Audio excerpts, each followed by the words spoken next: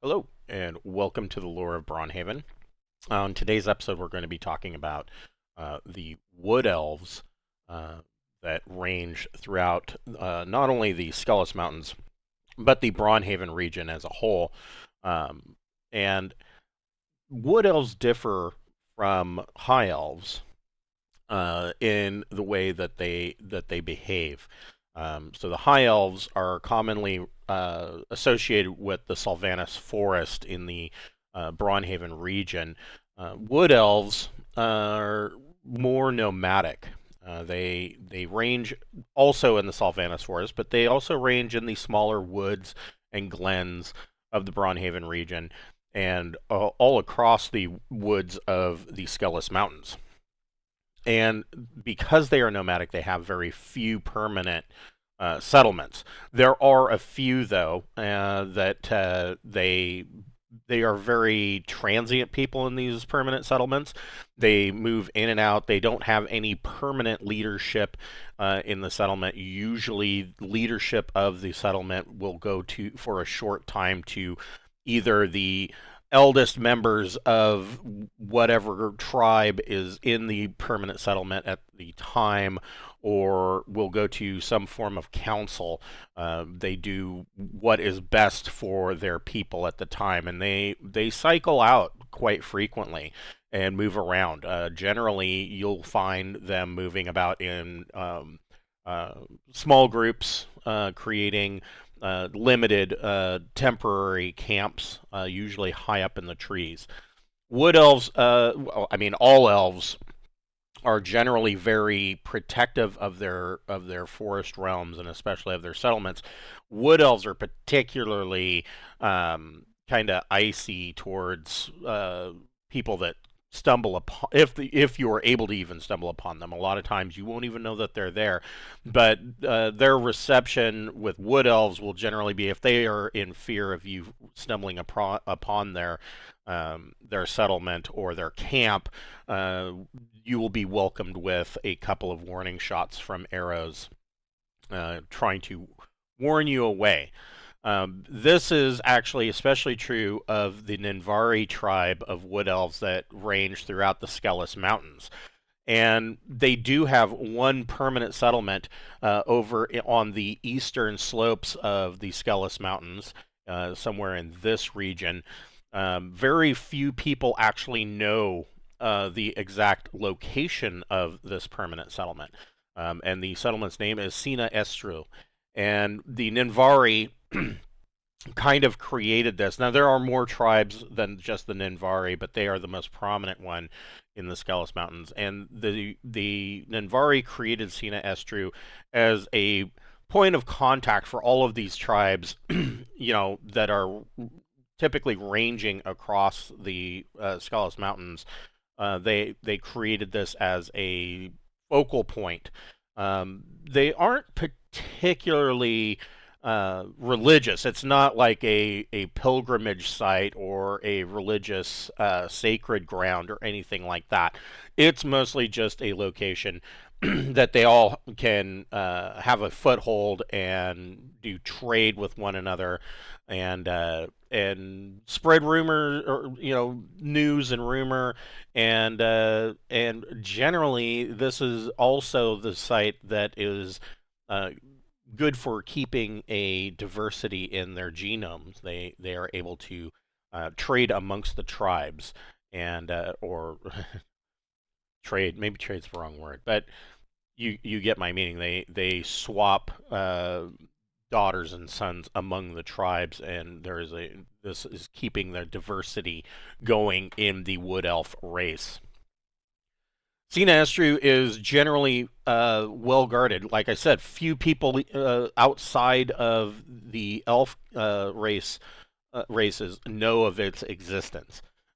They are going to be rather cool towards anybody that is not of an elf race. However, the Ninvari do have a very good reputation and a good relationship with the Order of the Waldspion.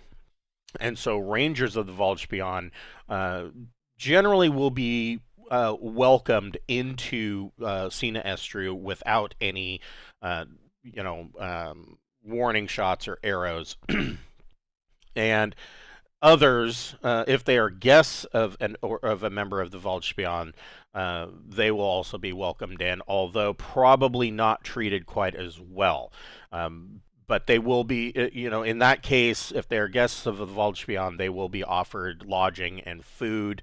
But the Ninvari, even with the Volksspion, the Ninvari are going to be like, okay, so 1 or 2 nights, and then you really need to be going. They don't want you staying unless you are an elf, and even high elves that come in are going to receive a little bit of a cool reception. Now, this is because high elves and wood elves in the very distant past, there was a schism between the two, and originally they were all one race, and there was a schism, mostly along religious lines and along the how magic played into their lives. And the wood elves, there was a big disagreement, and the wood elves split off from the high elves and kind of went and became a sub race of the elves.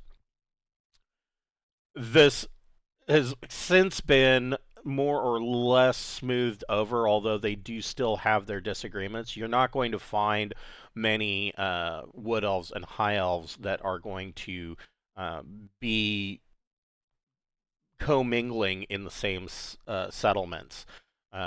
This is mostly true outside of the Sylvanas Forest. The capital city of Derzwadalek in the Sylvanas Forest is an exception. You will have, there is a wood elf population there, although it is very, very small. The main population in Derzwadalek is going to be high elf, with a very small contingent of wood elves, and usually those wood elves again are transient. They're going to be cycling in and out of that city. And that's another city nobody really knows. Unless you're an elf, nobody really knows exactly where that city is. So it can be difficult to get to. The wood elves, the Ninvari of Sina'Estru, the largest building there would be the lodge, and the lodge is like all of their buildings, is a marvel of elven ingenuity and in working with nature. And so the way that this worked is that they actually have cultivated the trees as have been done, for instance, in the embassy in Zlatoheim. They've cultivated the trees to actually grow their own buildings, and so this has led to people walking through the forest and walking right past an elven watchtower and not even realizing that that is what it is. They just see trees, because these trees have been formed to grow into these watchtowers and buildings, and the lodge is no exception. The only difference being is that some of the larger buildings will have actual stained glass windows and things of that nature that are elegantly placed within the growth of the trees, so that sunlight can come in and filter in with multiple colors and things like that. That's usually found in Ninvari temples. The lodge itself has regular pane glass windows so that you can see out, and it keeps the elements out and the heat in. The lodge is massive. It has a central hall that is 30 feet by 30 feet and 40 feet tall, and so this is where the entirety of the population of Sina'Estru will meet, usually for dining. And they will meet for large meetings when news has come from other tribes, or there's something major that is facing the natural order of the Skelos Mountains, and so they will all meet in the central hall. Off of the central hall, there are large rooms that are given over to the few guests that they have. Usually, these rooms, of course, will go to other members of tribes, but not always. In a lot of cases, um, these can be given to members of the Order of the Volspion and their guests, and like I said, for a night or two, and then off of the other side of the lodge, they have actual a barracks, and the Ninvari are a little bit more militant than the High Elves. They tend to have a higher number of rangers than usual, and these will be lodged in or stationed in the lodge. They have a small barracks there that is replete with a 50-foot tall tower that allows them to kind of they will always have somebody on guard in this tower that is looking over the entirety of the village. The lodge is just offset of center of the Sina'Estru village. In addition to that, they also have what is called the Grand Pavilion, which is a series of market stalls around a central spire. And these market stalls sell sell might not be the correct word. The Ninvari have a very much a trade, um, a trade system of economy. They will accept gold coin, of course, but and they often trade in gold coin, but for the most part, it is a give and take system, and there is this. It is covered, but the walls are usually open on the inside of this ring that are market stalls, and then in the central spire, there's an 80-foot tall tower that is generally their location for their repository of information. There are bookshelves that line this tower, everything from mostly druidic magic and rituals, but there is likely to be some arcane magic as well. So that was talking about the wood elves of the region. And we will get into more about elves and elvenkind in a future segment where we will be talking about the Sylvanas Forest. That's probably going to be a ways off, though. But this is a taste of how wood elves actually interface with the Braunhaven region, what the difference between wood elves and the high elves are. Next time, probably on Thursday, we're going to go over some of the optional rules that I've put into Braunhaven, starting with optional rules on death and dying. And of course, like I said, they're optional.